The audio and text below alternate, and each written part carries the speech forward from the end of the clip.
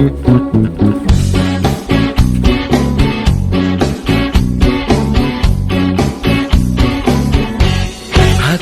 berkata ingin katakan cinta, namun aku malu untuk mengawalinya. Jantungku berdebar saat kau menatapku, dari salah tingkah bicara sama kamu. Bibirku terbungkam melihat senyummu, aku tak kuasa saat di depanmu. Sebenarnya aku ingin mengungkapkan rasa, tapi mengapa aku selalu tak bisa. Bagaimana caranya agar dirimu bisa tahu kalau aku suka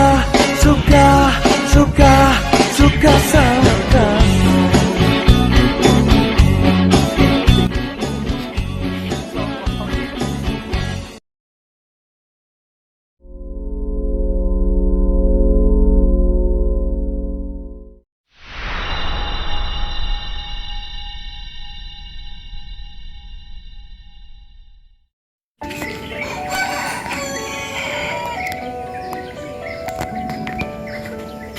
Di balik pekerjaan yang sederhana ini, ada nilai yang besar.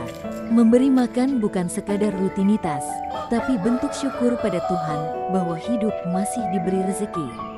Kami tak kaya, tapi kami tahu, hewan pun punya hak untuk dijaga, untuk diperlakukan dengan adil. Karena kami percaya, keadilan bukan harus besar, tapi terasa, meski dari kandang yang kecil.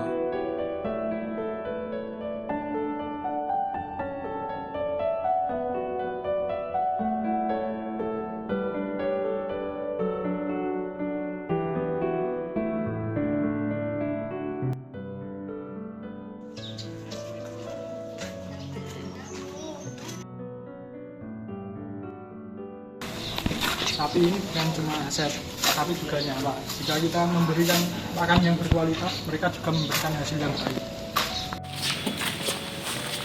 Mau? Ya Pak. Tapi kan sapi-sapi ini diberikan hijauan dan nutrisi yang cukup. Siap Pak. Jangan sampai mereka kekurangan. Siap. Pak, kayaknya sapi yang di pojokan itu naksir sama saya. Tiap saya lewat, dia selalu nyambi terus. Kayaknya birahi sama saya Pak. Pak, kenapa sih kalau ada anak kandang bekerja, Bapak ikut bekerja? Padahal Bapak bosnya. Kenapa nggak tinggal nyuruh aja sih Pak, kan enak. Karena pemimpin yang baik itu pemimpin yang memberikan contohnya, bukan hanya menyuruh anak buahnya. Nah, suatu saat nanti tempat ini akan kamu kelola. Bukan cuma sapi dan tempat yang Bapak wariskan, tapi juga cara menghormati manusia dan berlaku secara adil.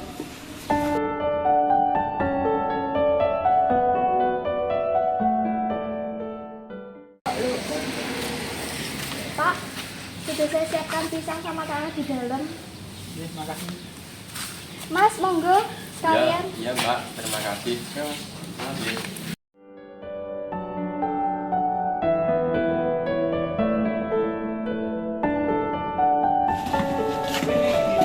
Pak Rahmat, mohon maaf, ini kan saya sudah catat kebutuhan pakan sapi potongnya sama bobot badan. Nah ini tadi aku dibantu sama Mas Darto juga. Bagus Mbak, mahasiswa seperti jenengan itu harus belajar dari kandang, bukan cuma dari kertas.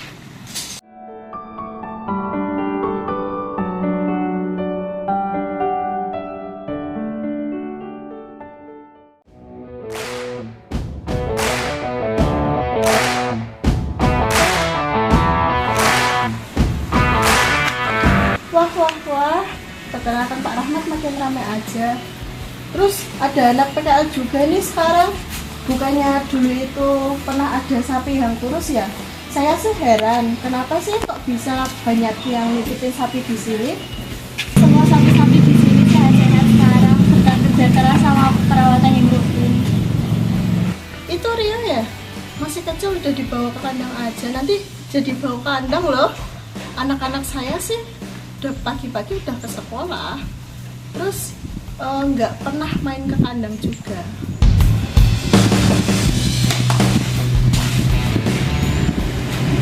semua anak punya cara belajarnya masing-masing, Bu. Rio di sini saya ajarkan rasa tanggung jawab.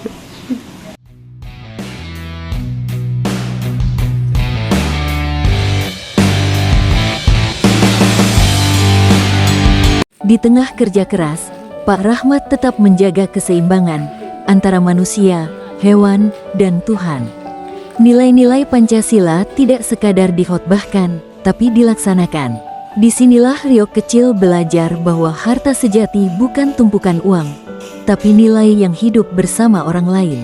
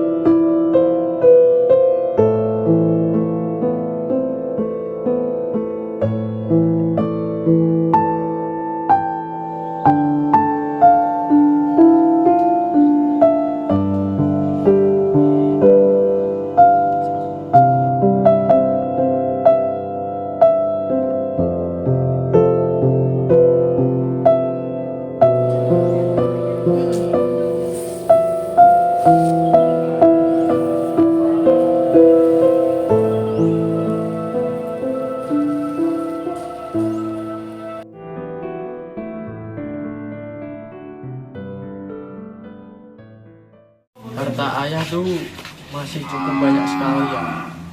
Kalau dipikir-pikir kerja keras seperti itu nggak ada gunanya. Lagi pula sapi-sapi itu nggak dikasih makan juga tetap hidup. Mereka juga nggak butuh makan kok.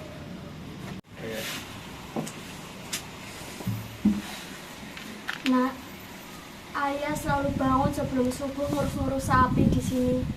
Ayah bangun tempat ini dengan kerja keras, nak, bukan hanya untuk uang. Kamu boleh kaya, tapi jangan buta. Bu, zaman sudah berubah. Aku bukan ayah. Aku punya cara sendiri. Lagi pula aku sudah naikkan gaji anak kandang kan. Masih kurang juga.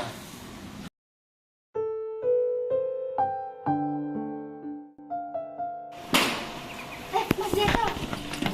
Mas, Kenapa Bayu? katanya kemarin itu kita datang dan lu nggak mau dengar. Ya sedangkan sapinya itu lagi sakit, Mas. Kalau dibiarkan seperti itu terus nanti akan semakin parah. Dulu itu Pak Rahmat kalau sapinya sakit itu biasanya langsung turun tangan. Sekarang kandangnya dipegang anaknya, malah anaknya sering keluar kota.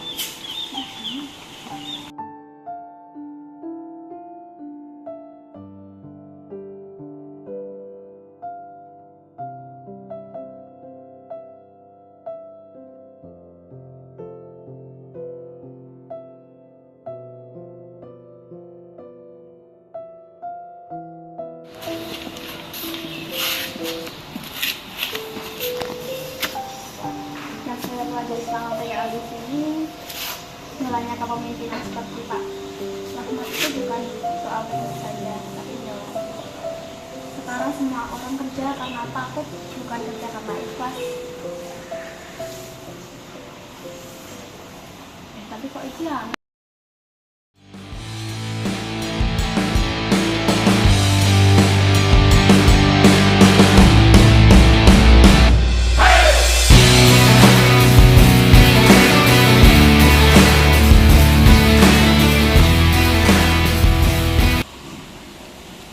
Loh, Mbak, sapi-sapinya kok makin kurus ya sekarang?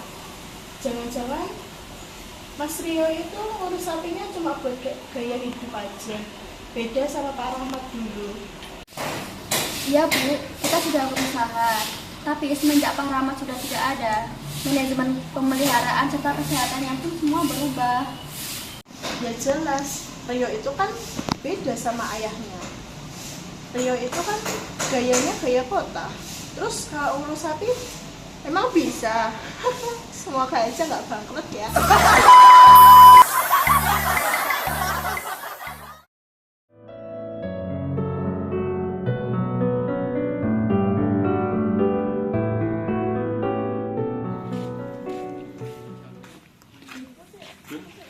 Panggil Mas Rio ke kantor.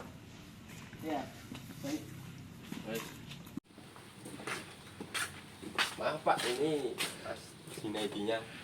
Terima kasih Iya Pak Pak. Danto, silakan bekerja lagi ya Pak. Siap. Oke.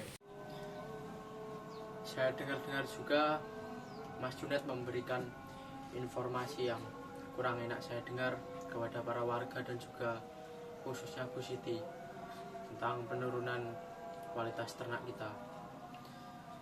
Kalau memang Mas Junet tidak cocok dengan gaya kepemimpinan saya kira lebih baik diberhentikan saja kontraknya Mas. Baik Mas Riot, tapi warisan Pak Rahmat bukan hanya kandang dan sapi, melainkan kepercayaan semua orang yang itu sedang Anda hancurkan.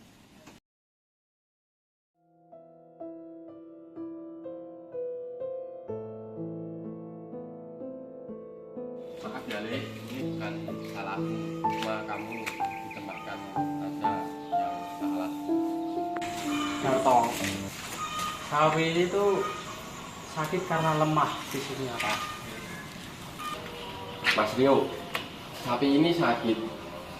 Ini sakit karena lingkungan stres, lingkungannya kotor. Dulu Pak Rahmat nggak akan pernah bilang begitu. Ayo, ini jamu buat sapi-sapinya ya. Oh iya Bu. Nah, ayah kamu dulu kalau sapi-sapinya sakit selalu dirawat sampai sembuh. Sekarang kamu yang katanya warisin usaha-usahanya, tapi kamu tinggalin nilai-nilainya. Bu, saya tuh butuh hasil, bukan butuh nasihat. Sapi-sapi di sini itu sudah tidak bawa uang Bu. Saya sudah pusing Bu.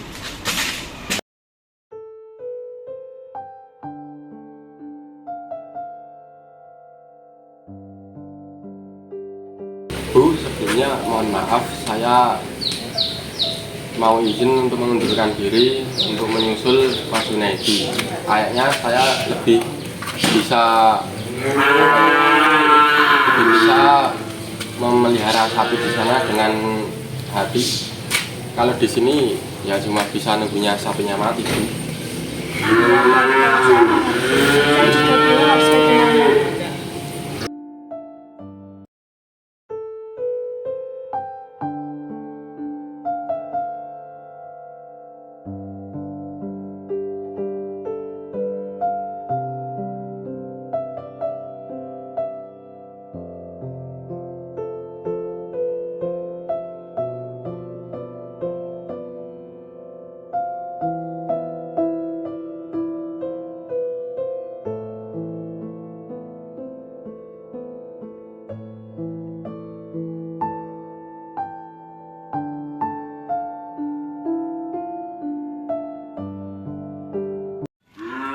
Dulu aku punya semuanya, ratusan sapi, gaya hidup, bahkan anak kandang yang loyal dan bapak yang sangat bekerja keras. Tapi sekarang semuanya sudah hilang. Nggak tahu kemana. Nah, kamu masih punya hidup kamu belum selesai. Kamu harus belajar.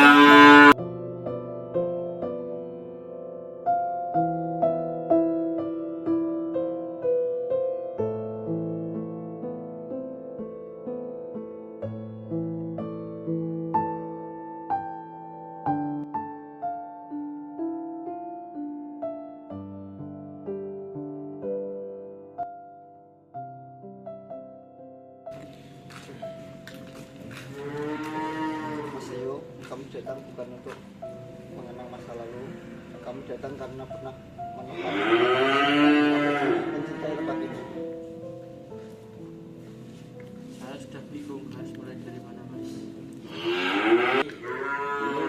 Kerja bukan untuk buat gaji besar Pak, tapi kami dulu bekerja karena kami dihargai oleh Bapak Mas Rio sendiri. Tapi semenjak kandang dipegang Mas Rio, suasana jadi berubah. Dulu saya catat semua hal hebat yang pernah saya lihat di sini. Setelah Mas Rio ambil alih, semuanya berubah.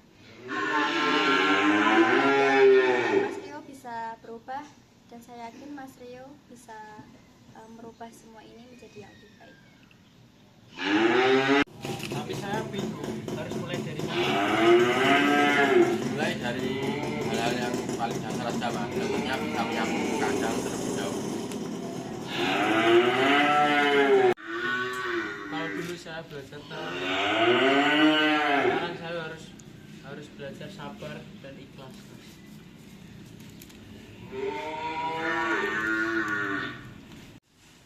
Alhamdulillah sekarang berdenyut, suasananya sudah kembali normal lagi. Sudah berubah. Tapi saya belum bisa apa-apa, Bu. Saya minta bantuan kalian semua untuk membangun peternakan kembali dari awal. Saya minta kerjasamanya, Mas. Siap mas, kami akan bantu bisa sampai. Saya juga siap, Mas. Baik mas. Terima kasih, Mas. Siap, semangat mas.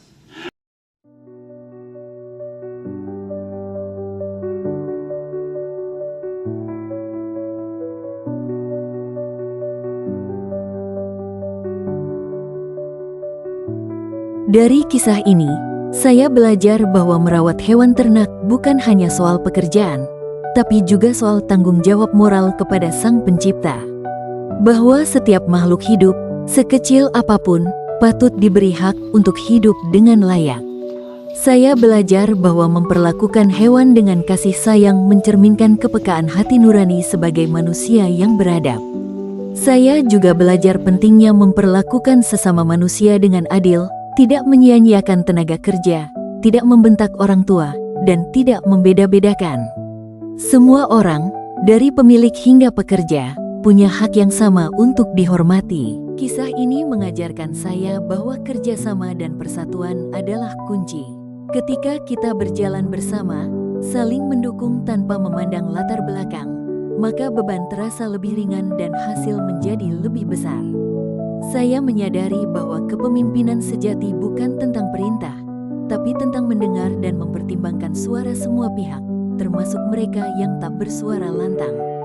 Dan dari semua itu, saya belajar bahwa keadilan bukan hanya soal membagi hasil, tetapi tentang memberi kesempatan dan perlakuan yang sama bagi semua yang terlibat, manusia dan hewan, muda dan tua, kuat maupun lemah.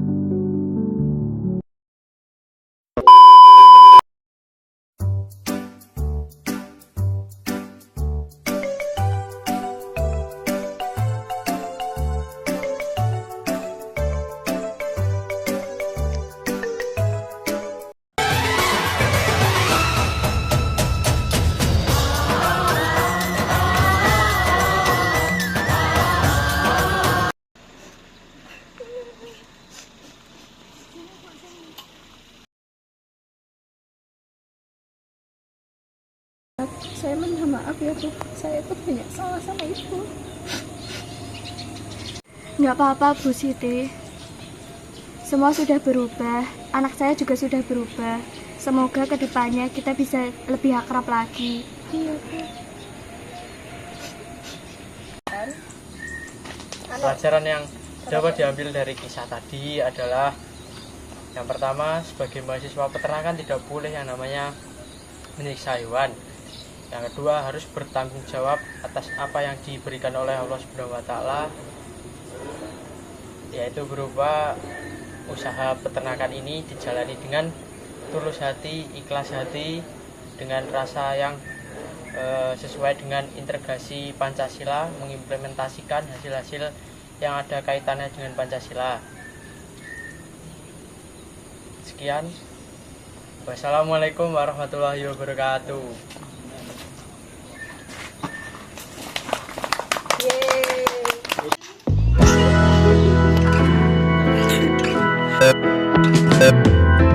Waiting for time, will I be better off? Play a lovely melody or nothing at all. So we can